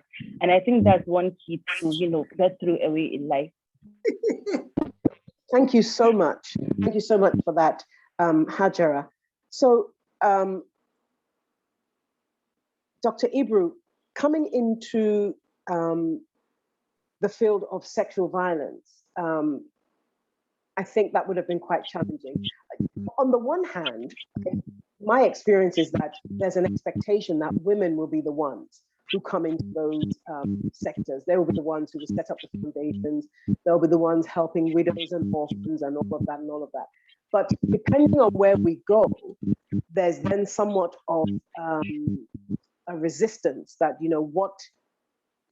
why are you here kind of a thing? Because I find that there is a casual sort of acceptance of sexual violence in this society that is really quite mind-boggling when you first come across it.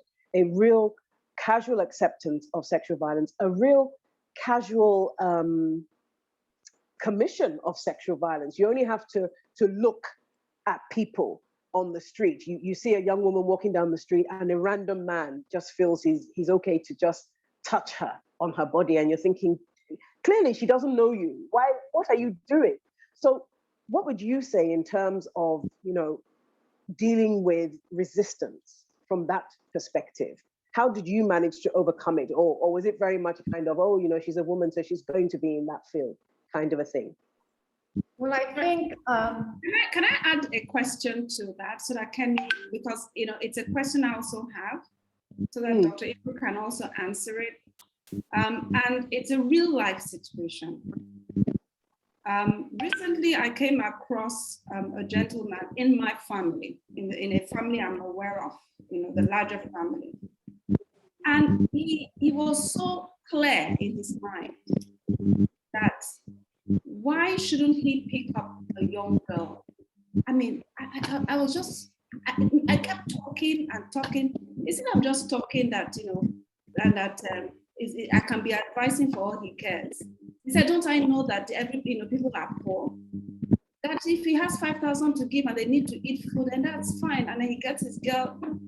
So when you talk about that flippancy, to be quite honest, I didn't know it was that bad. So, I mean, Dr. Ibru, as you answer, how do you equip us? Right. Who find these things in our face? And I'm asking myself, how do I deal with such a person? And there are many. It's accepted. Senior persons. Right. The other day I was hearing in government, and I'm sure in other organizations, somebody's being asked, who is coming to see me? Is it a lady? Is she young? Is she fair? Oh, okay, let her come in. So it's in your face. It's how do we even help others? Well, thank you. Thank you both for highlighting this very important issue that we have, and it is certainly prevalent in our environment. For me, you used the word casual. I believe that's an appropriate word. Flippant is another appropriate word. First, I want to put things very quickly into context. Nigeria is 200 million people and counting. 49% are women, so half of us are women. And we're a young country. About 62% of us are still under the age of 24.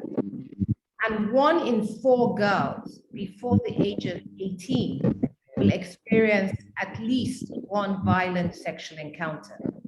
That's over 10,000 girls every day, 7 days a week. So that's the magnitude of the problem. Now you ask, why is it happening?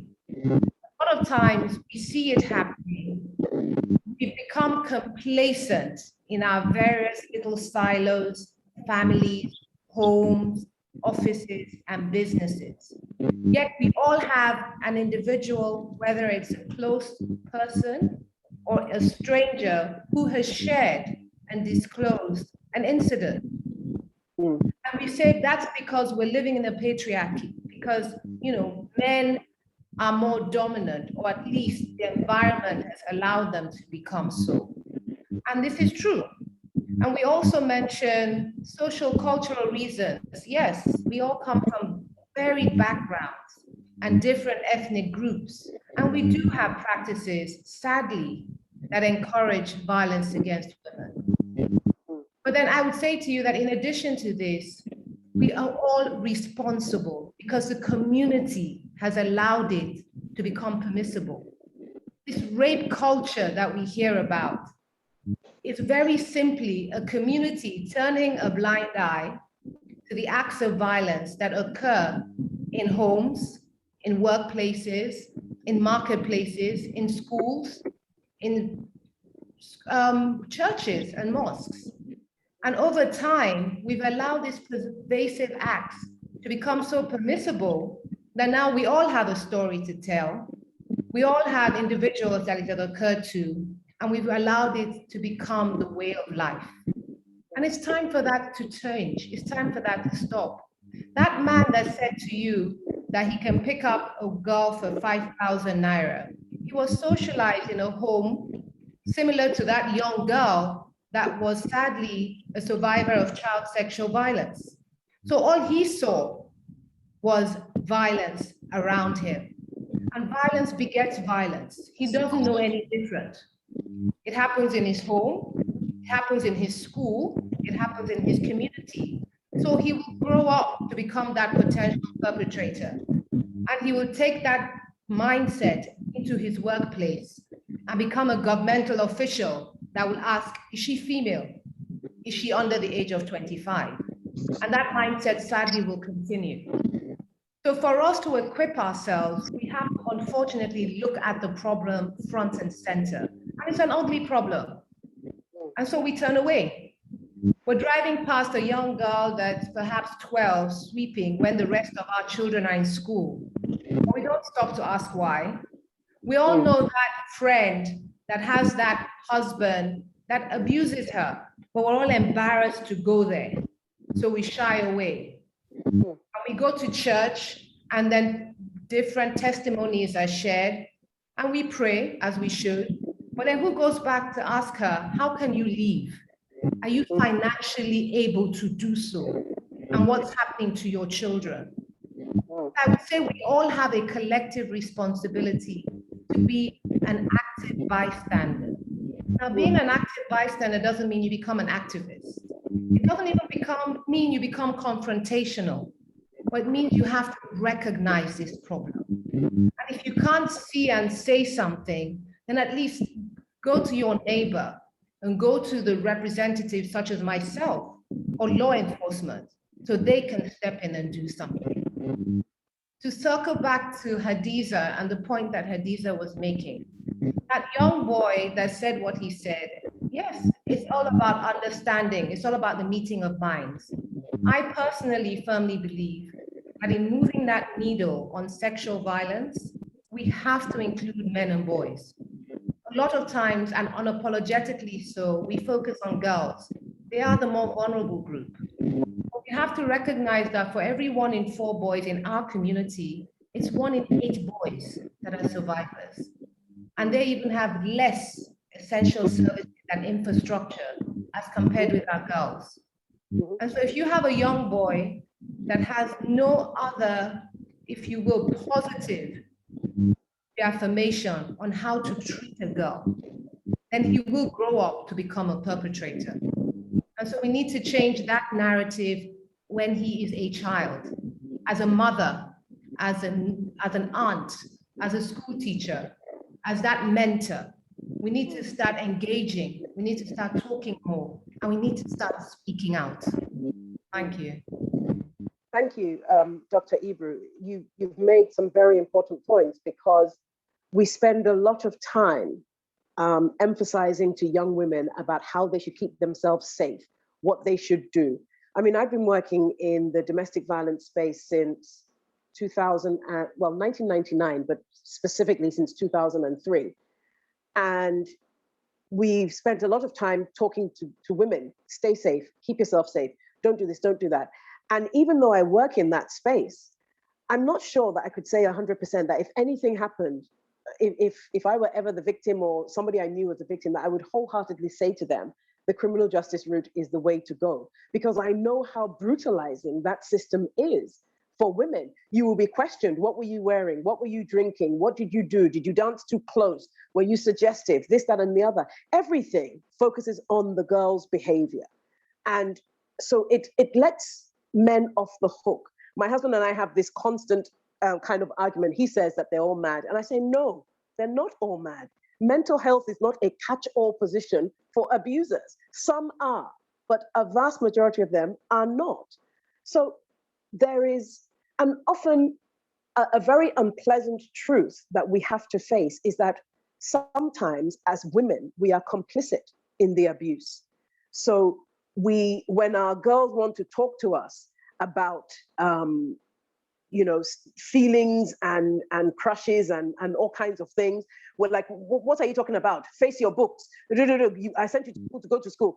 We don't give them the space to talk to us about things. And so they go off and they find information from random places that is not helpful. And then when something goes wrong, we're like, how could you do this? What did you do?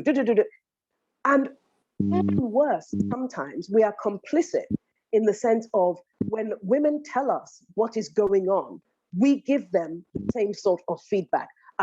Did you cook on time? What did you cook? Were you rude? You know your mouth. And just shuts women up. That's the only way I can express it. It shuts women up. They have no place to go and make these disclosures. They have no place to seek this advice. So sometimes as women, we are the guardians of unhelpful traditions and practices that have the effect of harming other women. And so we ourselves have to face the fact that sometimes we have contributed to this problem. Do we talk to our boy children about consent? Do we talk to our boy children about the fact that if you like a girl, the appropriate way to approach her is not to punch her? That is not the way. You talk to her like a person. So we ourselves have to learn that the things that we generally admire in men, that drive, that go-gettingness, sometimes if it's not directed, actually I take it back, if it's not directed, not sometimes, if it's not directed, it can go the wrong way. And so we have to take on responsibility, but also on the point of boys being victims as well. The number of young men who have been abused by maybe a nanny or an older cousin or something like that.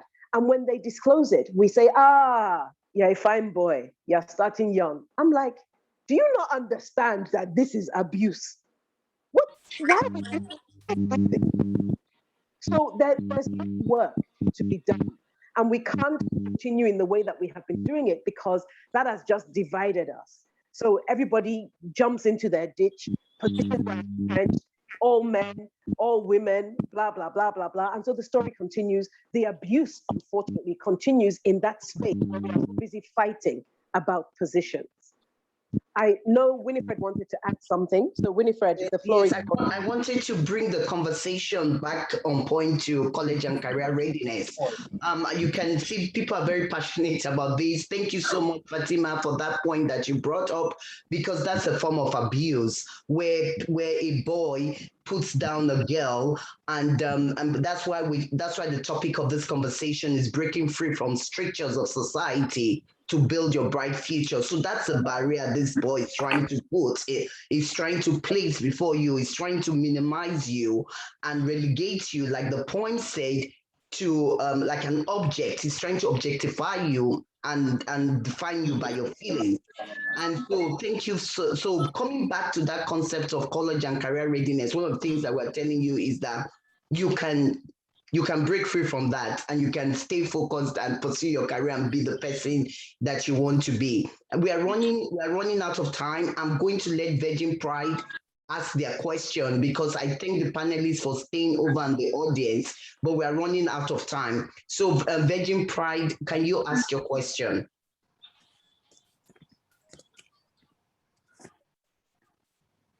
Okay, I have something to say, but one of the girls wants to ask it. From Virgin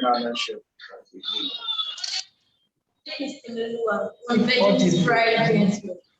I'm Temiloluwa from Virgin Pride.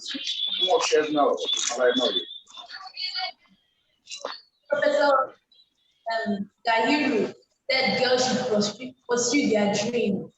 So I want to ask, girls should pursue by their purpose.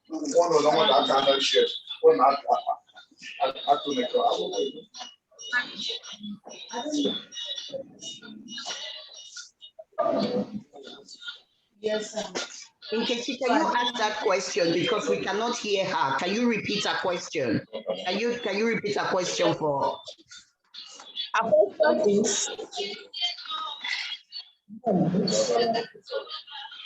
There's a lot of background noise. Repeat her question, because we're running out of time.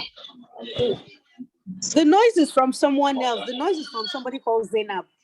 Oh, okay. My apologies. I thought it was from them. Okay. So Zainab, please, can you mute yourself? Thank you so much. Thank you everybody for your patience. This has been an interesting dialogue. So I think Zainab, can you mute yourself and then ask your question again? Thank you. Her question is that some young girls have ambition of pursuing their dreams. They want to become somebody in future. But their parents are so poor that they can't then send them to school, and they force them into early marriage. How can they help themselves? Because once you're forced into early marriage, the next thing is to start having children and your dream dies. So how can a young girl who wants to pursue the career and the parents don't have money to send her to school and she's sent into early marriage, how is she going to rescue herself and pursue her dreams?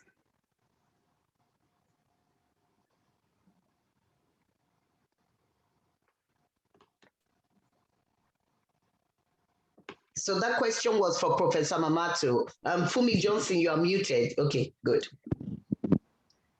Yes. Okay, the question is for me. Yes, I think they started off with your name. So yeah, I think it was directed at you. Directed at me or Professor Mamato? I think it's a Mamato. I think it was Professor Mamato. I heard her name first. Yes. Okay.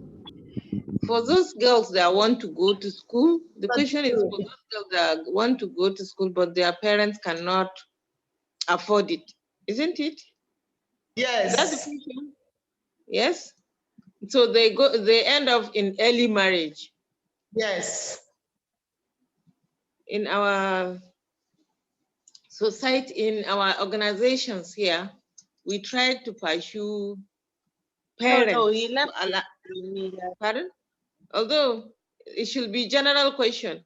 Anyway, the girl, even if she's married, she should get some, what do they call it, entrepreneurship skill to start doing something at home. Well, as what the other doctor said, she started medicine and practicing medicine before going into that organization. So it's not late. Even if she's married at home, she can practice her other skills acquisition and finance herself later on in the future.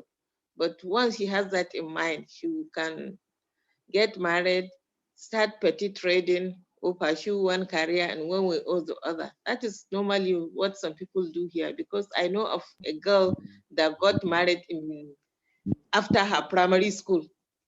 She got in later on, now she's an SA to the vice president here in Sokoto, Bilkisu Saidu. I know she got married after 14 years, when she was 14, 13 years.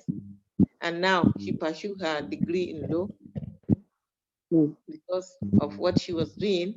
You know, in the house, you can do all sorts of petty sale and so on to be saving and so on. Later on, you can finance your education. So it's not bad. Even if your parents cannot afford it, try and get what do they call it? Skill acquisition. Try to get something doing so that you can be saving. Put it in your mind that you are going to school. At least there is no barrier in education. Even if you are 30 years, 40 years, you can still go to university and pursue your degree. So please don't take it an offense. Poverty is not an offense. You can pursue it yourself once you have the mind to pursue your education. Are you getting me? Thank you so much, Tahiru. So I want to call on Oreoluwa Leshi to contribute to the conversation. All right, thank you so much. We've had experiences like this with some of the girls we've worked with. So I run a nonprofit organization called the Women's Technology Empowerment Center. And primarily we're focused on closing the gender gap in technology by introducing girls to technology early and getting them building, creating technology. And we have had cases like, you know, there's some students whose parents are poor, unable to afford maybe paying their school fees, having them stay in school, or the girls themselves think that having a boyfriend and getting married is the only way that they can survive financially, because that's what they see all around them. And even though our focus is technology primarily, we realize that, you know, technology is just one aspect of life. And really, I mean, when you're working with girls, you're engaging with their entire lives. And so it's impossible to say, oh, we're just going to focus on this, you know, sliver of their life. What we have found in those cases that it's helpful to have a relationship with the families, with the girls. And so we're able to have discussions with the parents. So because, you know, for instance, our camps, our after school programs, we get to know the parents of the girls. We have graduation ceremonies, we have demo days where the parents, the families come in and they get to see what their girls can do. And I think that is really encouraging because, like we have spoken about, socialization is a very powerful factor. And we have families, parents who think that getting married is the only way.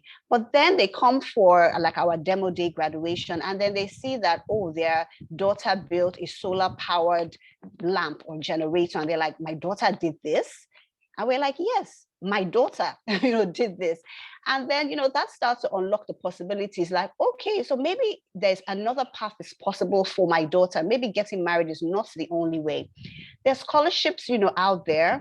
So what we try to do also is to connect girls who need it with scholarship opportunities, with mentors. That is a really, really key part, connecting girls with women who have either walked their own specific path, or women who can also be a sounding board, giving them life advice. And that really helps them to see the different opportunities that there are, alternatives, that my life does not have to go this one way, but I can do this. I can work in technology. I can be a doctor. I can be an engineer, even though there's no one in my immediate community who is doing any of these things. But then we're now connecting them with women who are doing these things, and they see, yes, it is possible. And the parents also start to see it's possible. It's a gradual awareness creation, shifting of mindset, and mindset is a very hard thing to change. But I think that, you know, with continuous, like, open lines of engagement, having a relationship and building a consistent relationship with the the parents, the families, and demonstrating what the daughters can do. I think that's really, really important. So the families start to see that there are options. And especially if, you know, we can connect them to like scholarships, mentors, then they can see, oh yes, there's a way that my daughter can go to school, her fees can get paid, and we have options.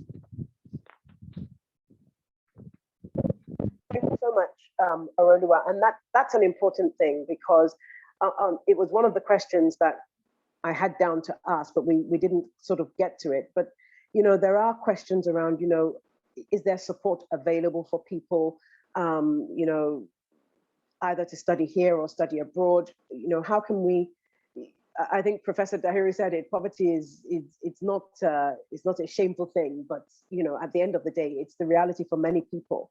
And when you're in it, it's difficult to find your way out. It's difficult to see a way out. I know there's a question in the chat section that says, how easy is it to be in an early marriage and then get yourself educated? And I'm guessing that the answer is it's quite difficult. But if it's really what you want to do, when people are determined to do something, they find a way to do it. So that's not to be flippant in any way. But what is the alternative? The alternative is to accept what has been given to you and then just not do anything. So at least it's better to try, I think, than to not try at all. We have a reality that we are working with in our environment, and it will only change when we marry awareness with people who are willing to do something. And the panelists that we've had today, yourself included, are women who've stepped out. You've had a journey, you've stepped out, and you're giving back now through your foundations, through your extracurricular work. And so really, I see that it's 3 minutes past 12. We were supposed to finish at 11:30. So thank you very much for staying on the call, everybody who has stayed on the call, and apologies for taking an extra 35 minutes. But I just want to sum up what we've heard today, which is, you know, being a girl is not an insurmountable barrier to making progress in life. Absolutely, it is not an insurmountable barrier. Is it hard? It can be. Absolutely, it can be. But we can't allow the fact that something is hard to prevent us from doing anything at all. We've got to try. And if there's anything I've taken away personally from this is that, you know, when you get up there, put your hand back down, send the ladder back down for the people who are still behind you. You know, be willing to mentor, be willing to offer help, advice, support. A lot of us feel like, oh, I don't have any money to give, so I can't really give anything back. You have experiences, you have time, you have you know, connections possibly that you can connect people with. So give what you can. Give what you can. It doesn't have to be money. Money is always helpful, but it doesn't have to be money. Some people's issues are not necessarily money. They might look like money, but they're not money when you get down to it. Some people need an opportunity. So Hajara was talking about internships. She was very focused and very intentional about getting herself into an internship position, because that is important. It gives you that, if you like, credibility when people are looking for you. So get yourself, whether it's paid or unpaid, get yourself an internship if you can. Get yourself work placements, get yourself work experience. Avail yourself of everything you can in order to gather knowledge, experience, whatever you can to make yourself better. I see that someone said they had a contribution. Winifred, do we have time for one more contribution? No, we do not have time. So we're going to upload this on the YouTube channel. We do not have time for any more. My apologies, Virgin Pride. I see your hand is raised, but we do not have time. Thank you so much, panelists. You've all given us 30 minutes extra, and I really appreciate your time. What I want you to understand is that we can continue this conversation, because if I don't put a stop, this conversation can go on. This is a very important conversation, college and career readiness, the issues girls face, they are very important, but that is why Girl Force Movement Coalition has been created. I was just going to text Ayo Anakoye. I think you're here. If you can text the email that people can reach Girl Force Movement Coalition, put it on the chat so that if you have additional questions, we can answer those questions. Moreover, when this YouTube is when it's put on the YouTube channel, if you have questions, we will supervise those questions and answer those questions. So Kemi, Dr. Kemi Da Silva, thank you so much for the fact that you have put Warif, and Orelua, if you can also put your foundation's email or website so that they can reach you directly, and so you can reach people directly and also reach them through Girl Force Movement Coalition. So thank you so much to Fumi Johnson. I really appreciate everybody that has, a few of the panelists have had to leave, but I appreciate everybody that has joined us. And I don't see the chat moving. Ayo, please, before we end this, I need them to have the email of Girl Force Movement Coalition. I've shared email. Okay, very good, very good. And Oreoluwa, if they can have the email of WTech, because you talked about how you give scholarships and things like that, in case they want to reach you. If you want to put it on the chat before we end it, but I will hand it over to the moderator for me, but we do not have any more time. Oreoluwa has put her details up. Thank you. She's put her email address and she's put the tech website address. So thank you very much to everyone. It's been a very robust conversation. I thank you for your time. I thank you for your participation. Thank you to all of the panelists. I know some of them have had to leave, but thank you for all of the panelists for contributing, for taking the time out today on Monday to join this conversation. Thankfully, it doesn't have to end. The Girl Force Movement Coalition continues. Please join. Contribute as you are able. Like I said, it's not just about money. Contribute anyhow that you can. And thank you so much and enjoy the rest of your day.